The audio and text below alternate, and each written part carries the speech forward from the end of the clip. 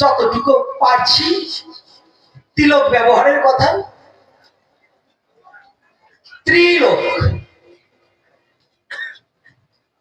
আজকাল আমাদের জল তিলক ধারণ করে অনেকে, তবে জল তিলক কার জন্য, কখন প্রয়োজন? আপদ ধর্ম চিনেন তো? হ্যাঁ, কি আপদ ধর্ম চিনেন? যদি তিলক আমার নাই থাকে, আমার কিনতে যেতে হবে, কিন্তু এখন আহ্নিক সারতে হবে, তখন শুধু জল তিলক নয়, তখন তুলসী বৃক্ষের নিচের মাটি দ্বারাও তিলক রচনা করা যায়। তুলসী না হোক, রাজপথের মাটি দ্বারাও তিলক রচনা করা যায়। কেন? রাজপথে ওই পথ দিয়ে কত সাধুগুরু বৈষ্ণব কৃপা করে হেঁটে যায়, যেন ওই ভক্তের চরণ ধরে আমার ললাটে লাগাতে পারে মহাপ্রভুর কৃপা যেন আমার প্রতি বর্ষিত। আর যখন কোনোটার উপায় থাকে না, তখন হচ্ছে বিপদ কালে আপনি প্লেনে যাচ্ছেন, আপনি নৌকায় যাচ্ছেন, এখন আপনার তিলকও নেই, মাটিও নেই, তখন আপনি জল তিলক ধারণ করতে পারেন। রাধে রাধে। তাছাড়া দীক্ষিত ব্যক্তি আহ্নিক করতে হলে, সন্ধানিক করতে হলে তিলক ধারণ করা একান্ত বৈধ। আমাদের মধ্যে অনেক মতপথ বেরিয়েছে, তারা বলে তিলক খারাপ কথার সাথে তুলনা করে এবং তুলসী বৃক্ষ বাড়ি রাখে না। অনেকের গুরুদেব বলছে তুলসী বৃক্ষ রাখবি না, তুলসী গাছে জল দেওয়া যাবে না, ভোগে তুলসী দেওয়া যাবে না। যারা এই ধরনের কথা বলে এরা আদত কলির চেলা, এরা কোন সৎ গুরু নয় এবং কোন মত পথের সঠিক আচার্য নয়, ওরা আচার্য, ওরা আচার্য নয়, আচার্য। যদি হঠাৎ করে একটা জিনিস দেখেন, বলে কি একটা আশ্চর্য জিনিস দেখলো, ওরা হচ্ছে আচার্য। কিন্তু আচার্য কাকে? যার আচরণ বিধি ভালো করে, যিনি নিজের স্বধর্মকে রক্ষা করে নিজের জীবন বলি দেয়, এই বিশ্ব জগতে তিনি আচার্য হয়। আজকে এই তিলক রচনার কথা, এই তিলকের উপরে আরো ত্রিলোক, স্বর্গমত্ত পাতাল, এই মানব দেহটাও তিনটা খণ্ডে খণ্ডিত, স্বর্গ মত্ত পাতাল। কোথায় স্বর্গ? একটু যখন প্রশ্নটা বলছি কঠিন প্রশ্ন, এখান থেকে আজকে দেখছি কিছু ভক্ত প্রাণ লোক এসেছে, একটা তত্ত্ব কথা বলে যায়, একেবারে ছোট্ট একটা কথা বলে যায়, ছোট্ট না, এটা গভীরতা বেশি। স্বর্গ কোথায়? সুখ যেথায়। সুখ কোথায়? পিতৃসত্তা ধারণ করে যেথায়। মস্তকে যখন পিতৃসত্তা থাকে, নির্মগতি যত সময় না হয়, তখন আনন্দ, শক্তি, শান্তি সব থাকে, সুখ থাকে। কি বাবা, থাকে কিনা? আর যখন মৈথুনে এই সত্তা যখন নির্মল গতি হয়, তখন এই পাতালে যখন প্রবেশ করে, তখন আনন্দ, হ্যাঁ, কি সব শেষ না? কি বাবা, সব শেষ কিনা? তাহলে এখানে বলছি এই ত্রিলোককে চিনতে হলে এই তিলক ধারণ করতে হয়। তিলক ধারণ করে কোথায়? দ্বাদশ জায়গায়। দ্বাদশ জায়গা কি? এই দেহটা বৃন্দাবন ধাম। তাহলে এই দেহটা যদি বৃন্দাবন হয়, এই বৃন্দাবনে পরমাত্মা রূপে কৃষ্ণ আছে সেটাই, আর দ্বাদশ রাখালের রূপে আমার গোবিন্দ সখাদের নিয়ে এই দেহ নিত্য বৃন্দাবন ধামে গোচরণে খেলা খেলায়।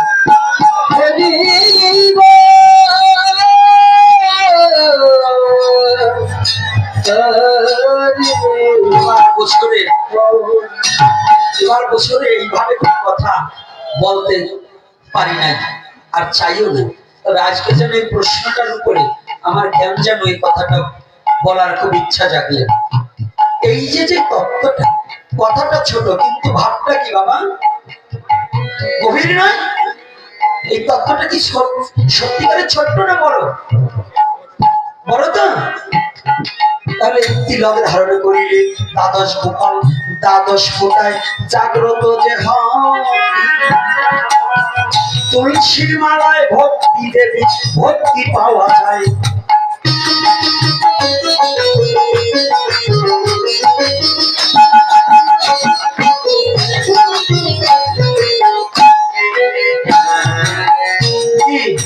মিথ্যা নাকি? ভক্তির জননী তুলসী তুলসী তারে ভালোবাসা চাই।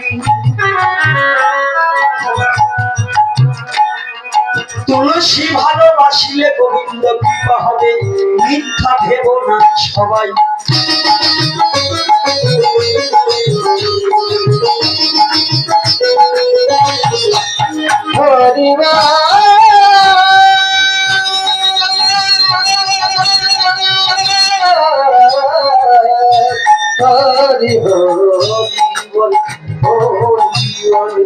আজকে ভগবান আসেন, ভগবানের ডাকে কেমন করে ডাকছে। ভাগবতে বক্তা মহানন্দ ব্রহ্মচারীকে প্রশ্ন করলেন, ওই গো তোমার ভগবান ডাকছে, আমরা তো শুনিতে পাই না। তুমি যে বলিলে ভগবান ডাকিছে,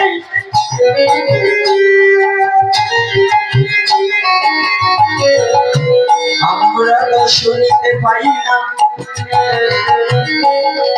প্রশ্ন কথা বলেন, আমরা শুনতে পাচ্ছি না, কই ভগবান ডাকছে? বলছে কানে পেতে শোনো, ওই তো ভগবান ডাকছে।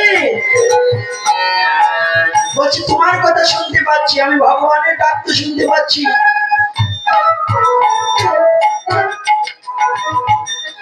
বলছে তুমি শুনবে কেমন করে? আজও ভগবান আপনাবধি সেই লীলা করে গোড়াগায়। কোন কোন ভাগ্যবান তাহা দেখিবার পায়।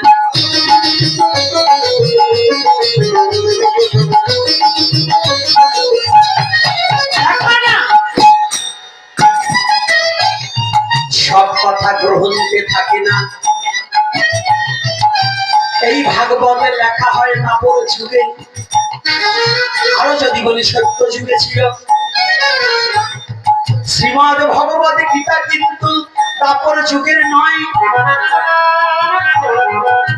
গীতার মাত্র গীতা জ্ঞান ইহা পৃথিবীর সৃষ্টির আগে রয়।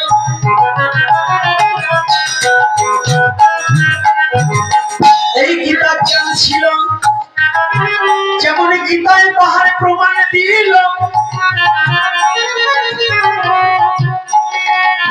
ভগবান কৃষ্ণ বললেন, হে অর্জুন, আমি তোমাকে এই গুচ্ছ গীতার জ্ঞান বলিতেছি, তুমি শ্রবণ করো। এই জ্ঞানে পূর্বে আমি বলিয়াছিলাম সূর্যকে, সূর্য বলিয়াছিল সাপুত্র মনুকে, মনু বলিয়াছিলেন ইক্ষাকুকে, ইক্ষাকু বলিয়াছিলেন রাজা ঋষিগণকে। কালক্রমে সেই যোগ নষ্ট প্রায় আমি আবার পুনর্বার তোমার মধ্যে প্রতিষ্ঠা করিতেছি। অর্জুন তখন জিজ্ঞাসা করে, কৃষ্ণ দয়াময়, তোমার আগে যদি সূর্যের জন্ম হয়, তুমি এই যোগ শিখালে কেমনে বলো হে আমায়?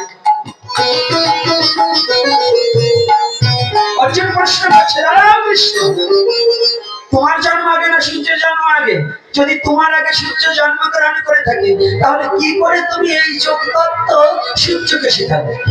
কি গীতায় আছে কিনা? ভগবান বললেন, অর্জুন তুমি ভুলে গেছো, তুমি তো জীব, আমি ঈশ্বর, এজন্য বহুবার জন্মে আছি। তুমি আর আমি, তুমি পার্থ ভুলে গেছো, জ্ঞাত আছি আমি। অর্জুন আমি ঈশ্বর, আমার সব মনে আছে, ভূত ভবিষ্যৎ সব আমি জানি, আমি দেখি, আমি বুঝি। তুমি জীব, তুমি এক আঙ্গুলের ওই পাশেও কিছু জানো। রাধে রাধে। একটা টিনের বেড়া কতটুকু পাতলা, পাতলা না? তার ওই পাশে কি হচ্ছে আমরা দেখতে পারি। আর ভগবান না পারে এমন কোন জায়গা আছে যে না দেখে? কি দেখে কিনা? তাহলে এখানে কি বললে? বহুবার জন্মে আছি তুমি আর আমি, তুমি পার্থ ভুলে গেছো, জ্ঞাত আছি আমি। মানে আমি জানি, আমার জানা আছে। বলছে কি? তাহলে গীতার মীমাংসায় কি পাওয়া যায়? সূর্যের জন্ম পৃথিবীর জন্মের আগে হয়। তাহলে সত্য যুগে গীতার জ্ঞান ছিল, সেই জ্ঞানীকে যেমন একটা বস্তু প্যাকেটে ছিল, একটা গুদামে ছিল, ওখান থেকে আর একজনের প্রয়োজন, তাকে একজন এনে অর্পণ করলো। এখন কি বস্তুটা কি এখানে খালি এতে কিংবা সেন্দিয়ার বস্তু না ট্যাকরাটের বস্তু ছিল? খালিয়ায় বসে যারা দেখেছে, সেন্দিয়ায় বসে যারা দেখেছে, ওরা ভাববে কি এইখানের বস্তু। আর যে বইয়ে এনেছে সে জানে যে মাল এই জায়গার না অন্য জায়গা। রাধে রাধে। কায়দা আছে সনাতন ধর্মের, কায়দা আছে না? সনাতন ধর্ম বুঝতে হলে কায়দা আছে বাবা, সাধনা করে বুঝতে হয়। এইবার কি করেছি, মহানামজি বললেন তুমি শ্রবণ করবে কি করে? বলছি কেন? আপনার কথা তো শুনতে পাচ্ছি, আপনি কেন? আমি কৃষ্ণ যে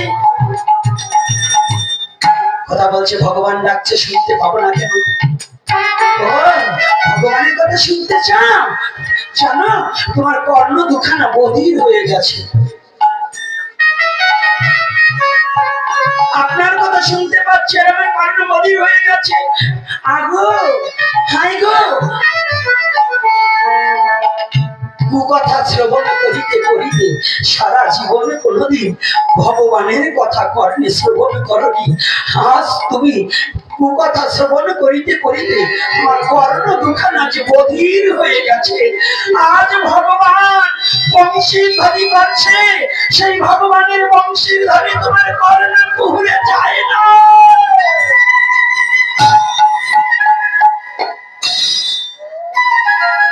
বৃন্দাবন তো অনেক দূরে,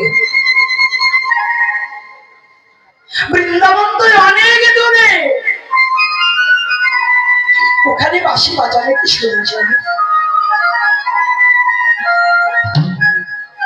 না না না, তুমি যা মনে করছো তা নয়।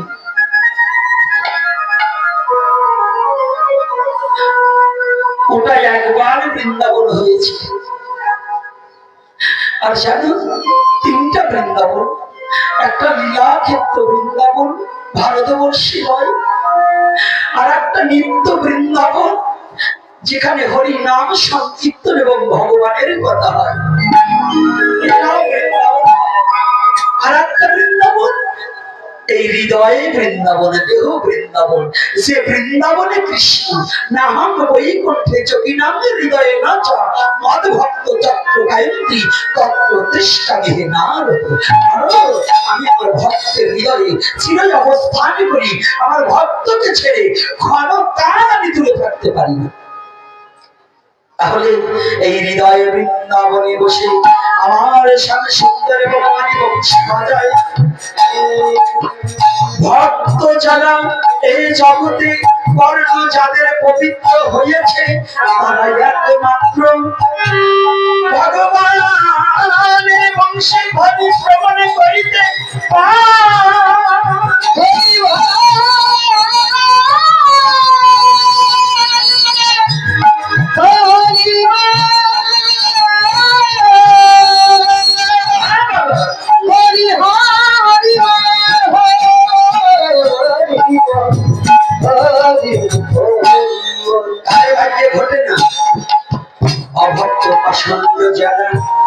এই বাঁশি শোনে না তারা। আর এই বাঁশি শুনতে হলে নো দাইসেল, নো দাইসেল, নিজেকে চেনো, নিজেকে জানো। নাকি এই বাঁশি শুনতে হলে কাকে চিনতে হবে? কাকে? নিজেকে।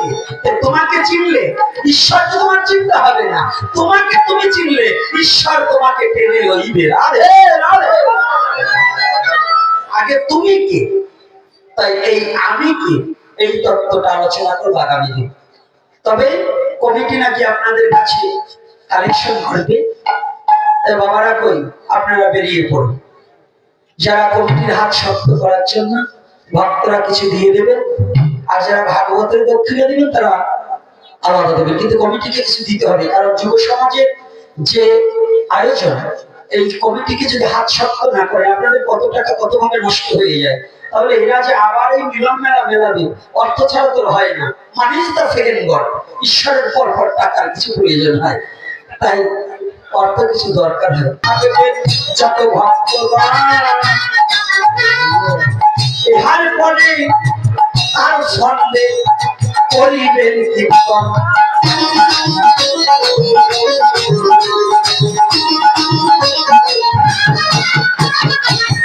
আজকে নীরবতার করছে পালন এইখানে ভক্ত জনা। ওহে কৃষ্ণ দয়াময়, তাদের তুমি চরণ ছায়া তো করো না।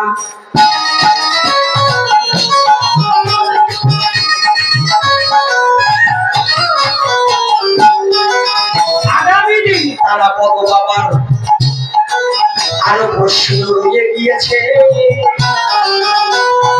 আগামী দিন আসলে পরে ইহার জবাব হবে।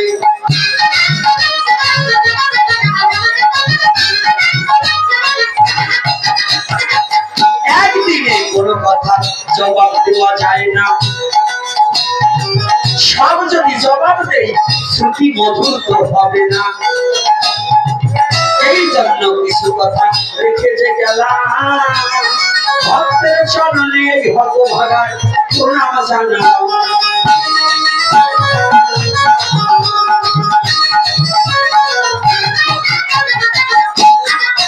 আগামী দিন একটু আগে ভাগে সবাই আসবে।